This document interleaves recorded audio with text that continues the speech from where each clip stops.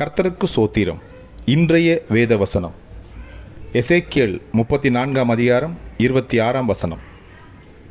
நான் அவர்களையும் என் மேட்டின் சுற்றுப்புறங்களையும் ஆசீர்வாதமாக்கி ஏற்ற காலத்திலே மழையை பெய்ய பண்ணுவேன். ஆமேன்.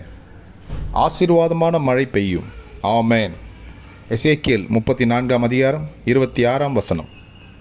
நான் அவர்களையும் என் மேட்டின் சுற்றுப்புறங்களையும் ஆசீர்வாதமாக்கி ஏற்ற காலத்திலே மழையை பெய்ய பண்ணுவேன். ஆசீர்வாதமான மழை பெய்யும். ஆமேன். எசேக்கியேல் 34:26. கர்த்தர் உங்களை ஆசீர்வதிப்பாராக, உங்களோடு கூட இருப்பாராக. ஆமேன்.